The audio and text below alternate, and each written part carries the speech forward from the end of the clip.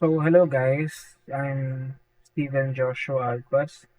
So, we're going to, so gagawin natin ngayon is yung network access and management. So, exercise 1, unsecure connection. So, sa ating task, sa unang task is use the copy command. So, step 1, connect to ACID M01. Ayan, click lang natin. Now, sabi dito, on the taskbar, on the taskbar, select File Explorer. Minimize lang natin to.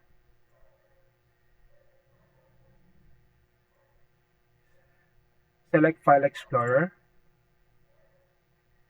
Now, step 2, sa File Explorer window, navigate daw natin yung C colon and backslash.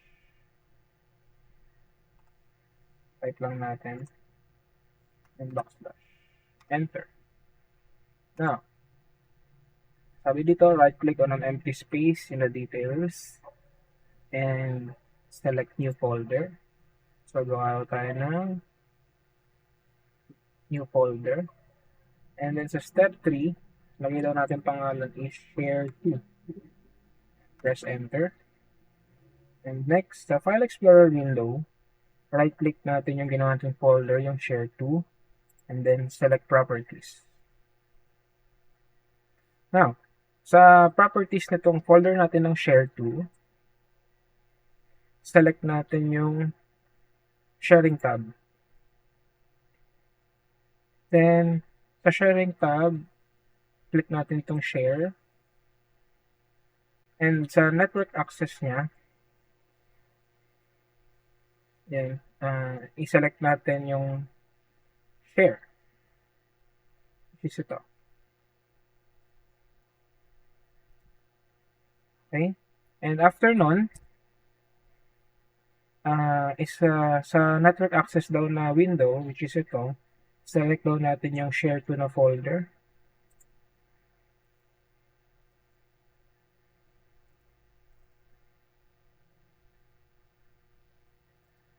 Yung mapindot.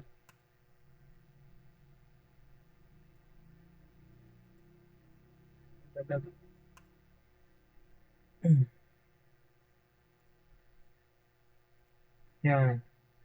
And then, select done. Now, dito tayo sa share to properties. No?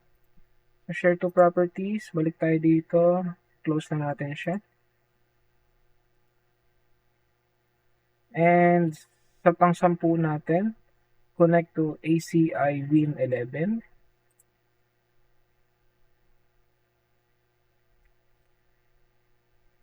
Okay. Now, sa taskbar, select ulit natin yung File Explorer. And punta tayo, i-navigate daw natin ulit yung C colon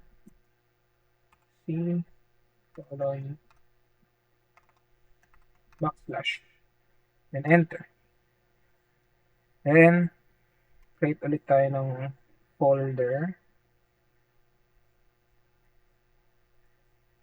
Then, pangalanan naman natin siya ng share from. Enter. Now, sa File Explorer window,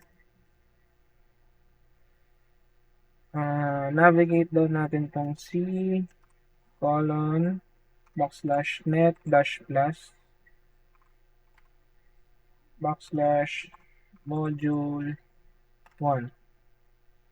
Enter. Then, right-click natin to and copy.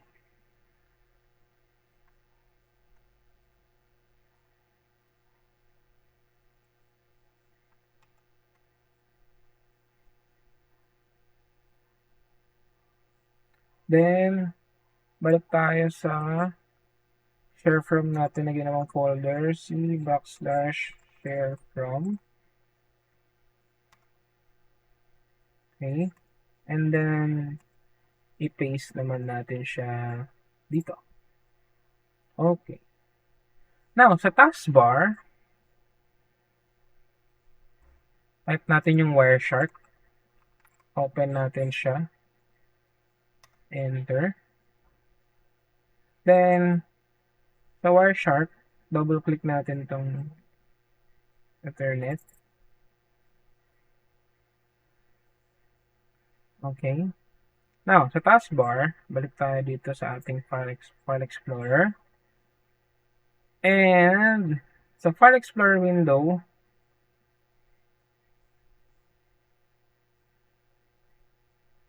highlight natin yung file directory path. And then, natin CMD. Press enter. Now, sa command prompt natin, type down natin yung copy C backslash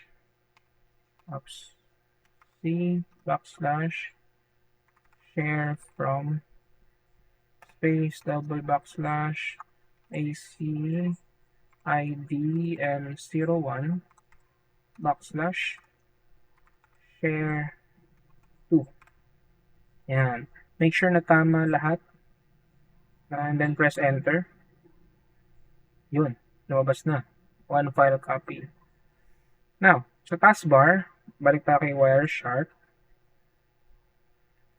And then, click natin tong red square para mag-stop yung pag-capture ng packets. And sa Wireshark, sa apply a display filter, which is ito, type natin SNB2. Press enter. Then ito yung lalabas. Now, sa Wireshark ulit, click on the file menu. Then, select down natin yung naglalag.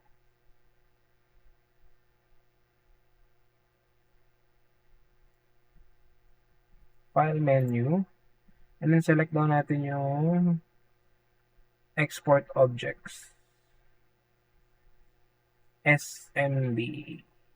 Yeah. Then, sa Wireshark, export and -smb object list window, which is ito. Select down natin yung file name na --baby.monkey.jpg. Ito. Yan. Yung una. And then, click save. And after nun, lalabas itong window na ito. Navigate natin yung Windows, yung desktop. Double-click natin yan. And then, save. And then, we can close this window. Close na natin to. Then, sa taskbar natin ulit, makikita natin sa File Explorer. Balik tayo sa kanya. And, punta tayo sa this PC. And, nandito na tayo. And then, sa desktop. Then, makikita na natin siya, yung sinunod natin. No? And then, let's close this window. Close na rin natin si Wireshark. Quit without saving lang natin. And close na rin natin si CMD or command prompt window.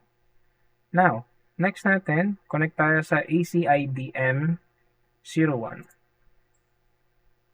Okay.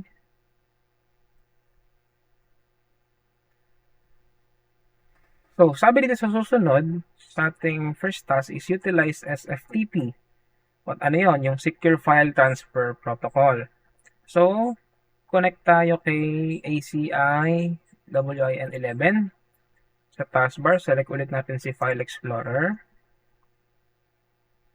And sa File Explorer window, punta tayo kay C:\/ share from. enter. And then right click lang natin sa empty space and new text document. Then ilagay natin my file. Enter. Okay. Now, dito sa ating File Explorer window, double click lang natin itong document. Then lalabas yung notepad. And then type natin, this is my file. Period. Then click the file menu and save. Yan, or Control S. Now, close na natin itong notepad. And sa ating taskbar, sa search field natin, type CMD. And i-type down natin to sa ating command prompt, sftp ACI admin at 192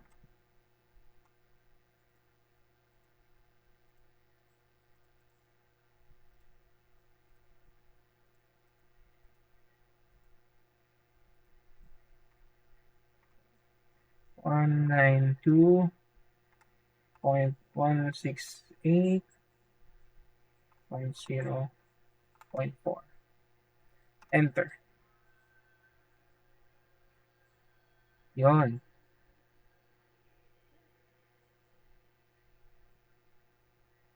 And then, sa command prompt, yan, lalabas yung mga yan, no?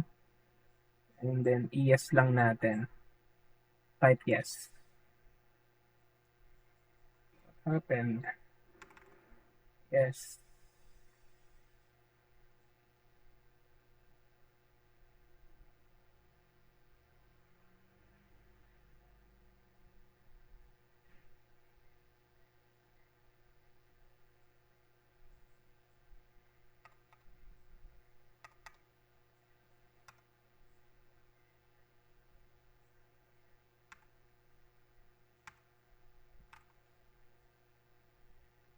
Ano mag-file?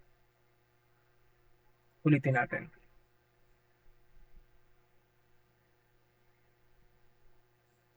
Open ulit natin si CMD. Kasi naglolo ko siya kanina. Then type down natin ulit sftp space ACI admin at 192.168.0.4. Enter. And sabi dito, may question. Are you sure you want to continue connecting? Type natin yes.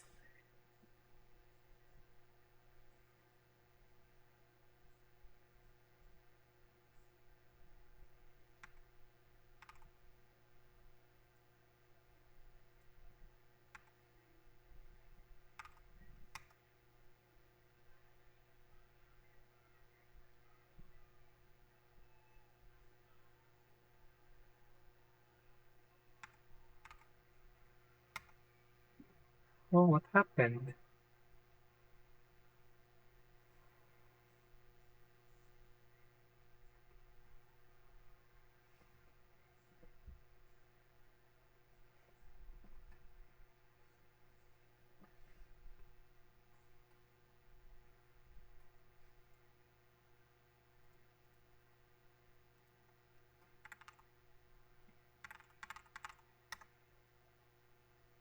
Yun. So, naglalag lang siya. So, for our password, type natin password. Then enter. Yun, connected na tayo. Now, sa SFTP prompt, type down natin to. Put space C colon /share from /my file text.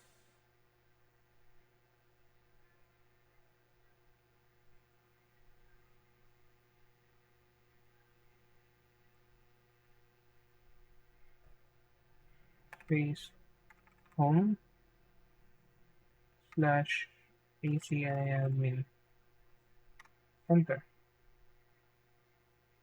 Okay, ulit pa. Put C slash share from slash my file.txt.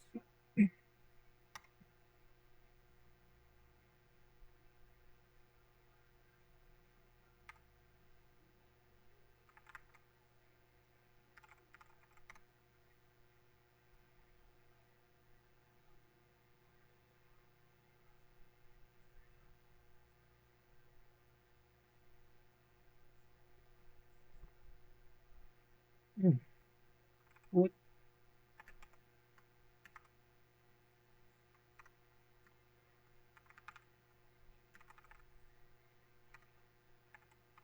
my file.txt.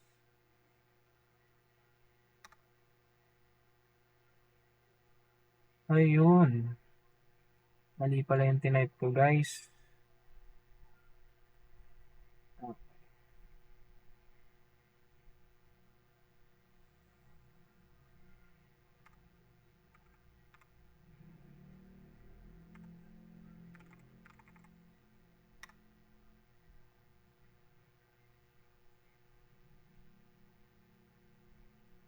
Then, type the following sa SFTP prompt. Type natin exit. Okay. Now, sa command prompt window ulit natin, type natin SSH ACI admin at 192.168.0.4. Enter. Password is, password.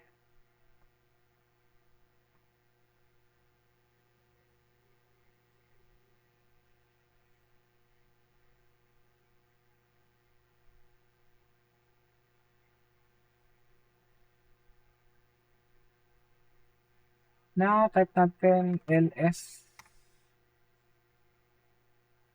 Enter. Then, observe natin yung my file text na na-transferred na sa ACI.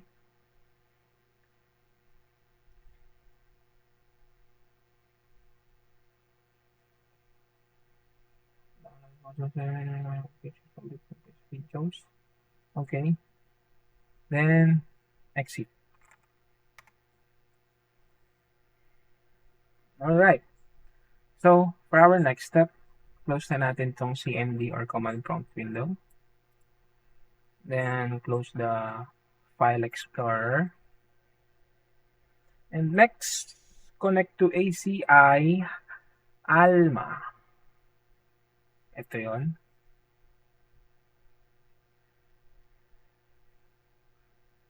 On the activity menus. Okay. Ang password nito is password. And para maka-login tayo sa device.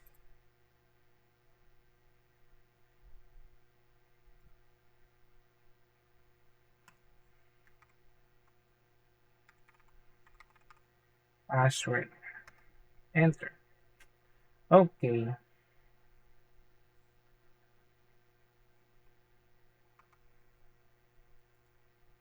Okay. Sa ating gagawin is select the terminal. Okay.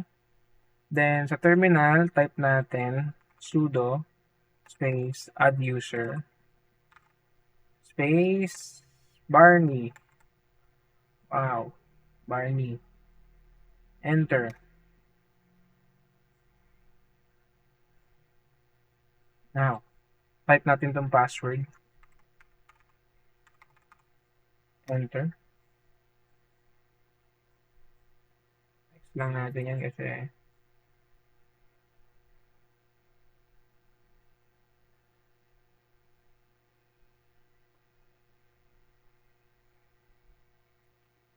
yan.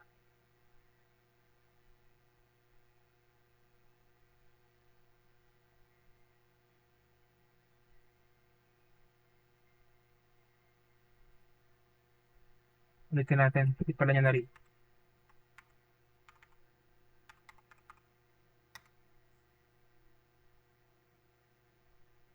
Hmm.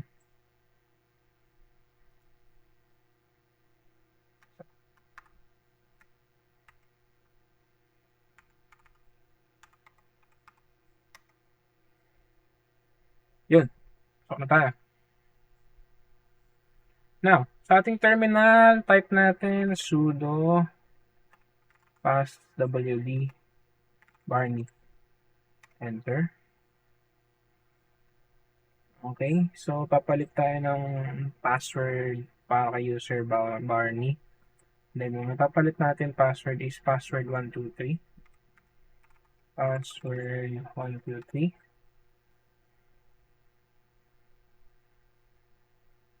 Enter.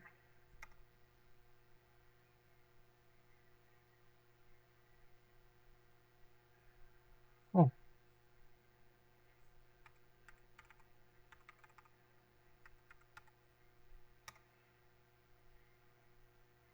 Done. Now,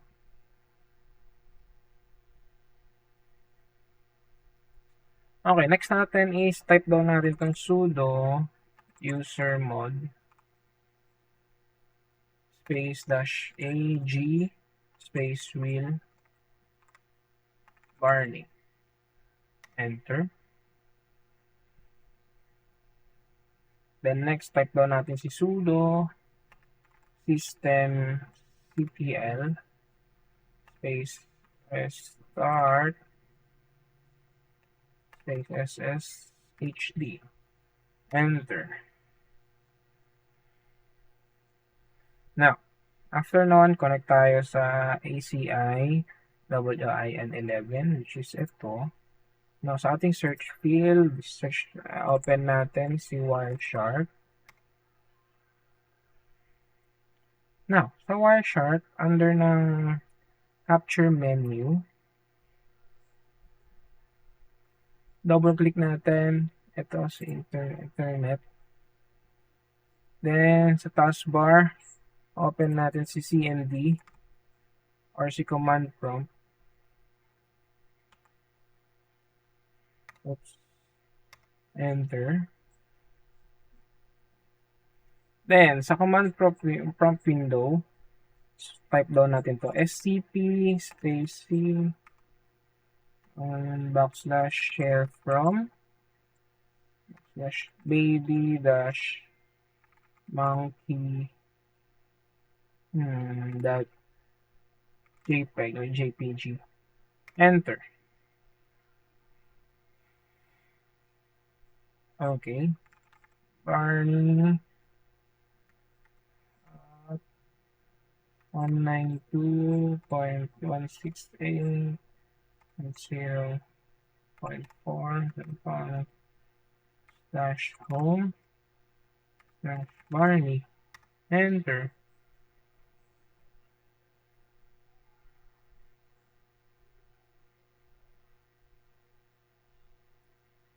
Oops.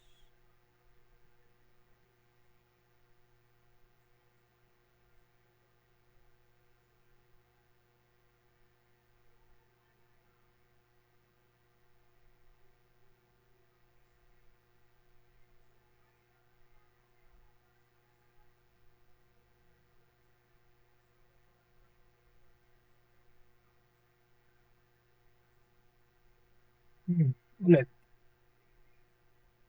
scp space c slash share from backslash baby dash monkey dot jpg.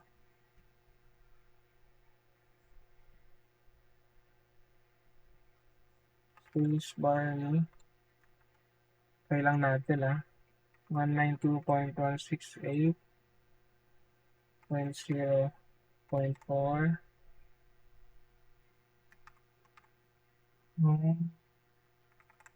slash Barney. Alright. Password Kailangan pala magkakasama guys. 1, 2, 3. Okay. Now, sa taskbar, select natin si Wireshark.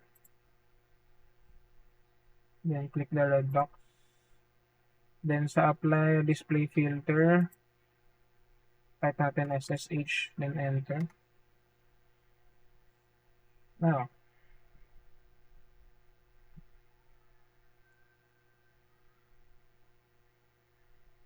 so sabi dito, in the upper panel of Wireshark in the info column, observe the key change between 192.168.0.3 and 192.168.0.4.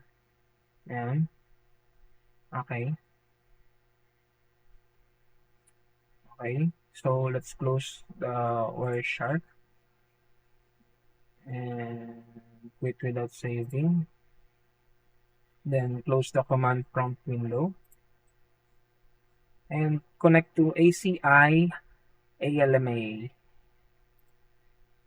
Then, type natin sa terminal ls space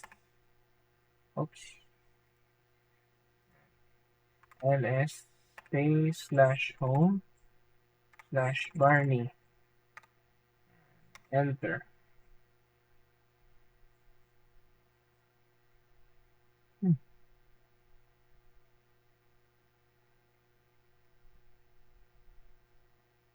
Isa pa. ls space /home /Barney.